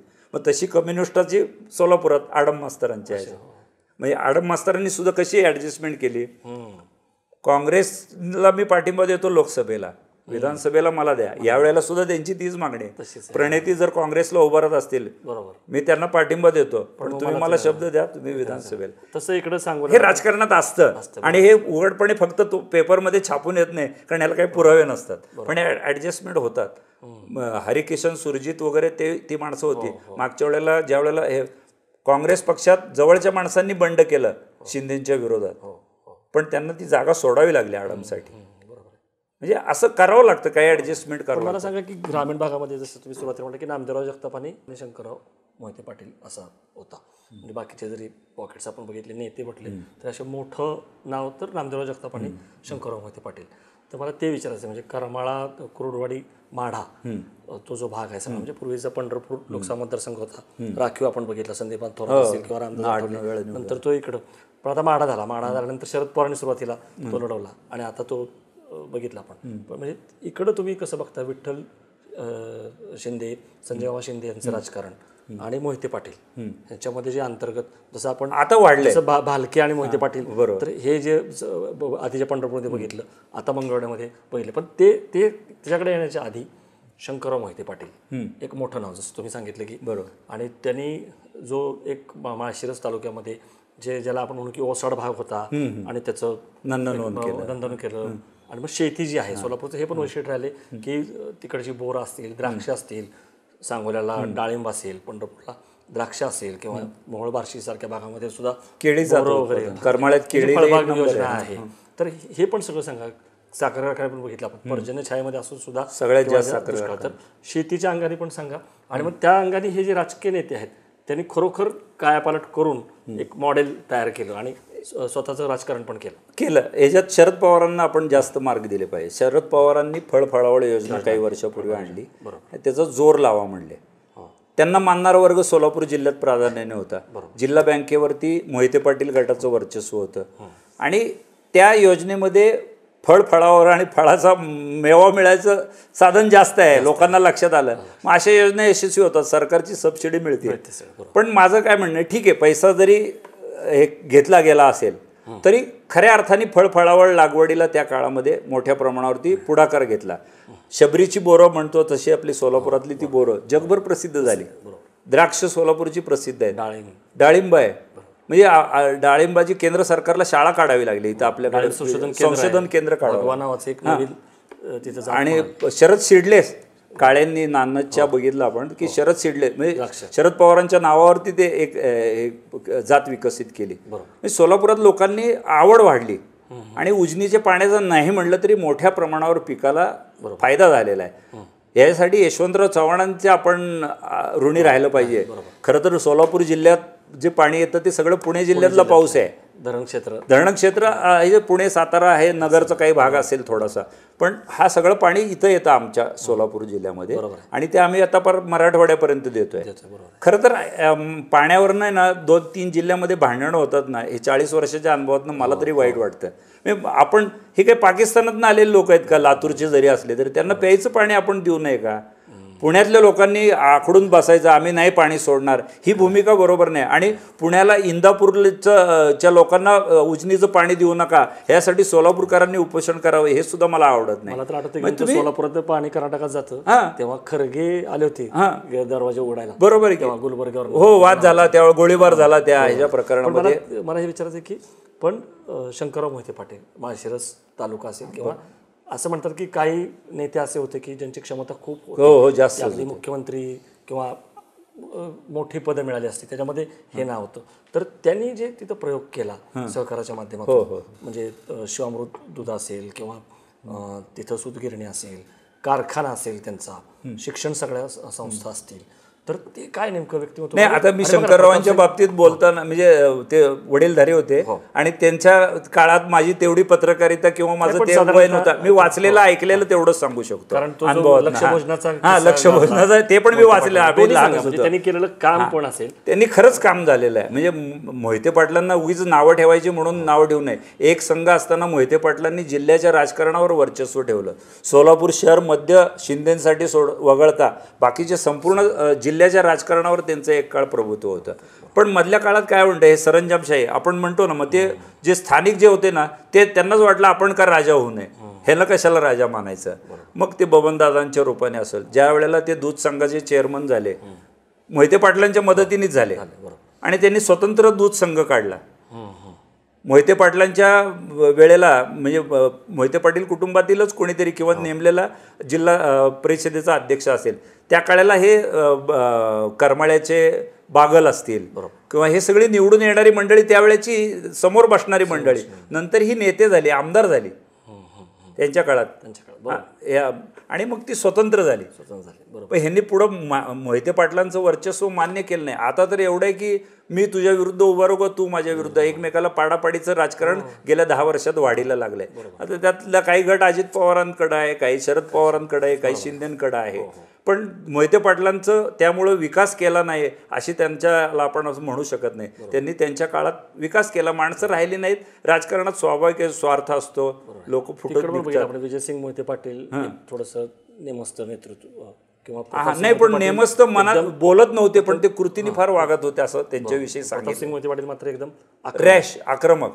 जिल्हा परिषदेच्या एका अध्यक्षाचा किस्सा सांगतो. म्हणजे त्यांची दहशत एवढी होती,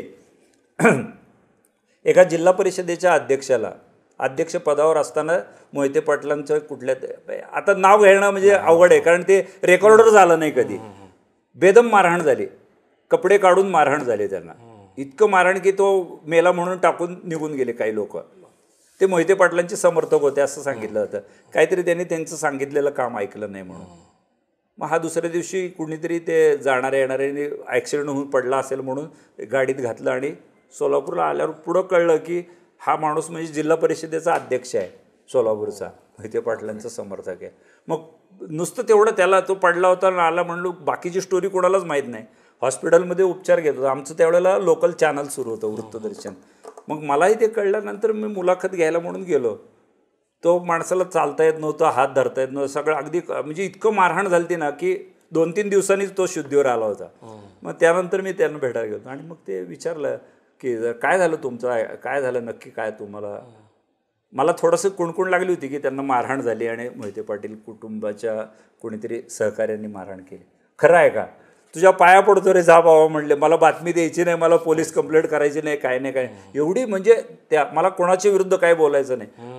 कपडे काढून मारल्यापर्यंत जिल्हा परिषदेचा अध्यक्ष गप्प बसला आणि ते सहन केलं. एवढं मला हे सांगण्याचं कारण काय, एवढा दबाव तंत्र आणि एवढी दहशत होती.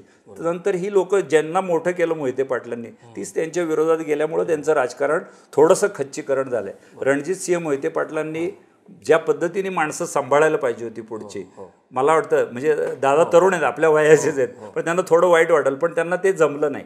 विजयदादांना जसं जमलं तसं रणजितदादांना जमलं नाही. आता उलट आहे तिकडं, प्रणितींना जसं जमतंय तसं शिंदेनी नाही केलं. परस्पर विरोधाभास मी तुम्हाला ह्याच्यात या निमित्ताने दाखवतो. पण धैर्यशील आहे आता माडा. हा, त्यांचं त्या मोहिते पाटील कुटुंबातले इतर भावंड सगळे एकत्र आहेत आणि ते निश्चिततेने आता बऱ्यापैकी पुन्हा निसटलेला भाग आपल्याकडे मिळवण्यामध्ये होल्ड अजून आहे. माळशिरस, पंढरपूरचा काही भाग, मंगळवेढ्याचा काही भाग, ह्यात सांगोल्याचा काही भाग, ह्यात त्यांना मानणारा नक्कीच वर्ग आहे. प्रत्येक गावागावात त्यांची माणसं आहेत अजूनसुद्धा.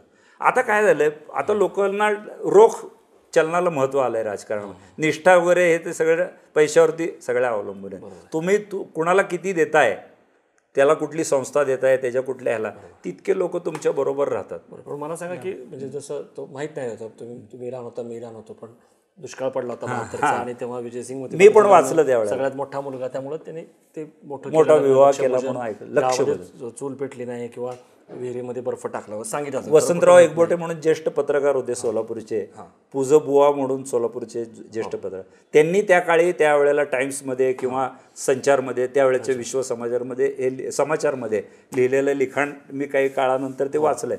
त्यात लिहिलंय की इतकं लोक लग्नाला आले त्या मोहिते पाटील आपल्या विजयदादांच्या लग्नाला की त्यावेळेला बैलगाड्यामधून म्हणजे वाढपी जे जात होते ते बैलगाड्यामधून ते वाढत चालले होते. अर्थात हे रंजकपणा आणण्यासाठी दिला होता. असं पंगत बसल्यावर कधी बैलगाडी जाऊ शकणार नाही त्या काळात, पण मंडप एवढे मोठे, संपूर्ण गाव सजलं होतं. गाव सजलं असेल, अकलूज त्यावेळेला किती मोठा असणार, काय चूल पेटण्यामध्ये बर्फ टाकून बर्फ टाकून पाणी दिलं गेलं असं म्हटलं जातं. थोडासा अतिशयोक्ती असेल, पण श्रीमंतीच्या थाटात लग्न झालं, दुष्काळी स्थितीमध्ये झालं आणि हीच तक्रार त्यावेळेला मला वाटतं केंद्रामध्ये विचारायचं की मग इंदिरा गांधींनी तिकीट नाकारलं, तरी पण ते निवडून आले. निवडून त्यावेळेला मोहिते पाटलांचं वर्चस्व आतापर्यंत होतं. मोहिते पाटील सोलापूर जिल्ह्याच्या राजकारणामध्ये मोठं प्रस्थ आहे, त्यांना नाकारून चालणारच नाही. म्हणजे ते आहे. आताच्या काळामध्ये भारतीय जनता पार्टी जरी सत्तेवर असली तरी अनेक वर्ष सोलापूर आणि पंढरपूर त्यावेळेचा किंवा आताचा माडा ह्याच्यावरती काँग्रेसचंच वर्चस्व होतं. आपल्याला अमान्य करताच येणार नाही ज्या घटना घडल्या, तसं मोहिते पाटलांचं वर्चस्व होतं आणि आता पुन्हा ते होऊ लागलेलं हेही तुम्हाला नाकारता येणार नाही. फक्त त्यांचे विरोधक आता किती एकत्रित येतात ते त्यांच्या बाजूने लोकांना वळवण्यात किती यशस्वी ठरतात त्यावरती पुढची. आणि आता या पुढच्या काळामध्ये अशोकराव चव्हाणांचं कालचं उदाहरण बघितल्यानंतर त्याआधी एकनाथराव शिंदेंचं किंवा त्याआधीची काही उदाहरणं, तर निष्ठेला काही फारसं काही कोणी महत्त्व आणि त्याचा इगो करू नये. अपॉर्च्युनिस्टिक राजकारण काय सोयीचं संधी साधू आणि मला काय मिळतंय याच्यावर अवलंबून आहे. म्हणून सोशल मीडियावर जर पत्रकार कुणी लोक नागरिक भांडतात नाही एकमेकाचं ऐकून माझा पक्ष असा आहे तसं, त्यांनी भांडायचं कमी करावं. आता हे उदाहरण बघितलं. शेवटी मला आता हेच विचारायचं आहे की हे बघता तुम्ही आता पुढची दिशा कशी बघताय राजकारणाची, सोलापूर शहर पण असेल आणि ग्रामीण भाग. मला त्याआधी सोलापूरचं एवढं सगळं बोलल्यानंतर एक सगळं चांगलं सांगायचं, चांगल्या गोष्टी सोलापुरात फार चांगल्या घडत आहेत, भरपूर आहे.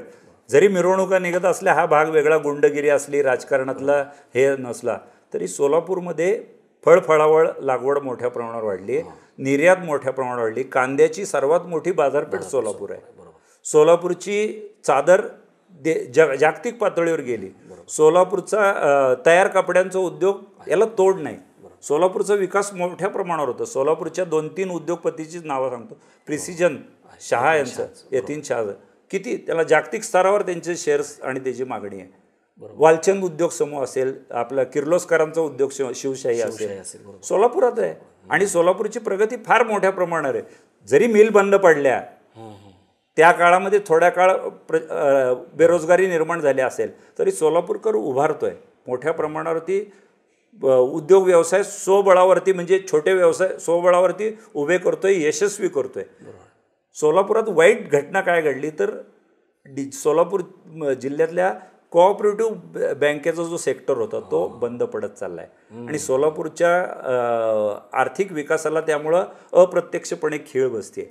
मग त्याचं संचालक मंडळ, सरकारचे कायदे काही जबाबदार आहेत, पण हे होऊ नये या दृष्टीनं सहकार मंत्री जे केंद्रात आता झालेले आहेत अमित शहा, त्यांना जाऊन ह्या भारतीय जनता पार्टीच्या ज्या आता स्थानिक पुढाऱ्यांनी पुन्हा ही चळवळ कशी वेगानं होईल. कारण सोलापूरला सहकाराचा बेस चांगला आहे, लोकांना पूर्वानुभव चांगला आहे. तर हे जर वाढीला लागावं या दृष्टीनं जर प्रयत्न झाले तर सोलापूरला गतवैभव मिळेल. मला तेच म्हणायचं की म्हणजे जे शंकरराव मोहिते पाटलांची दृष्टी असेल सहकाराची, सुशीलकुमार शिंदे सारख्या माणसाने जे सोलापुरामध्ये तुम्ही म्हणाला सगळ्यांना, तर असं तुम्हाला दिसतंय का? सुभाष देशमुखांमध्ये दिसतंय, पण ते जेवढ्या झपाट्याने त्यांनी झेप घ्यायला पाहिजे ते त्यांनी काय केलंय, ह्या लोकांनी सगळ्यांनी स्वतःच एक प्रस्थ निर्माण करण्याचा प्रयत्न केलाय. पार्टी म्हणून किंवा जनता म्हणून जो करायला पाहिजे. आता लोकमंगल समूह, सुभाष देशमुख, भारतीय जनता पार्टी वाढतीये का लोकमंगल वाढतोय, हा बेस येतो ना प्रश्न.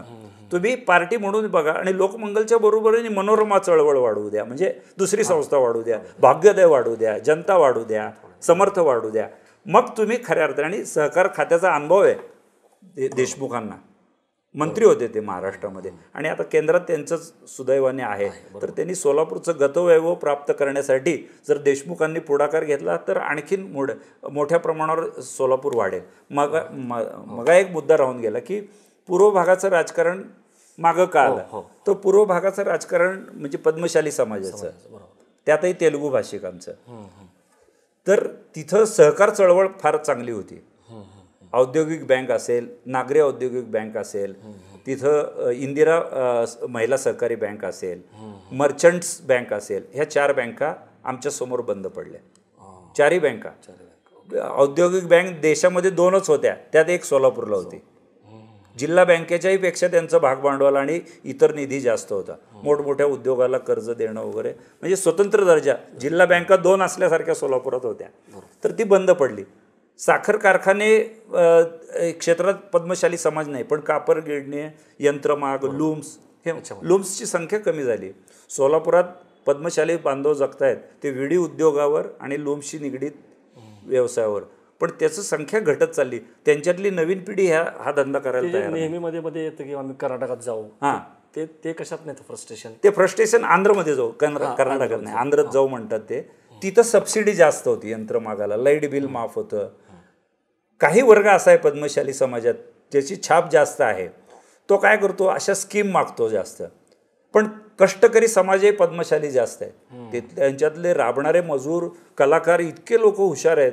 एखाद्याला काम लागलं, पद्मशाली समाजातला माणूस तुमच्याकडं लिखापडीला आहे, तर तुमचं त्या कंपनीचं हेच व्हायला पाहिजे, प्रगतीच व्हायला पाहिजे. इतके कष्टाळू लोक आहेत, पण हे लोकांना त्या स्कीम पाहिजे असतात.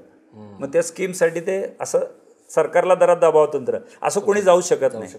आणि कोणी आता मुंबईचा उद्योग गुजरातला कधी करू शकत नाही. आपण हिरे उद्योगचं ऐकलं, परत आले किंवा होऊ शकत बेळगाव घ्या, आपण सोलापूर द्या, नाही असं नाही. ते ठराविक लोक म्हणतात तसं काही ते राजकारणच आहे. आणि ते आपलं काहीतरी वेगळेपणा दाखवण्यासाठी आपल्या चॅनललाही अनेकदा आहे ना काहीतरी चिरमिरीत बातमी लागत असते, मग हे घडवून आणतात. तुम्ही असं बोललं तर आम्ही तुम्हाला दाखवतो, अशा पद्धतीचं आहे. पण असं कुणाला सोलापूरपासून फुटावं असं काही वाटत नाही.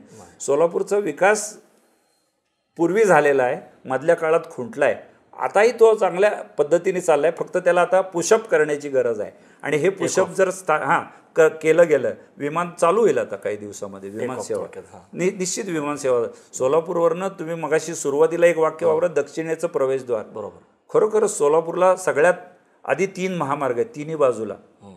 सोलापूरच्या संपूर्ण आजूबाजूच्या भागामध्ये चांगले रस्ते झालेले आहेत, आता स्ट्रक्चर आहे, रेल्वे मार्ग आहे, विमान चालू होईल. आता असं करून सुद्धा जर साखर कारखाना शरद पवारांनी आणावा किंवा सुशील कुमारांनी एखादा IT प्रकल्प आणावा अशी अपेक्षा का? मग सोलापूरकरांनी स्वतः का पुढे येऊ नये असं माझं मत आहे. पहिल्यापासून आहे, मी लिहिलं सुद्धा. तर काही जण नाही, त्यांना ते नावच ठेवायचे असतात, विजयसिंहांना असू द्या किंवा पवारांना असू द्या, शिंदेंना किंवा ह्या देशमुखांना. माझं म्हणणं आहे की सोलापूरकरांनी स्वतः आता जर पुढं आलं तर सोलापूरचा आणखीन विकास व्हायला वेळ लागणार नाही. यतीन शाहनं कोणी मदत केली होती का? ते आले ना पुढं. अनेक सोलापूरचे उद्योगपती आहेत, त्यांनी प्रगती केलेलीच आहे.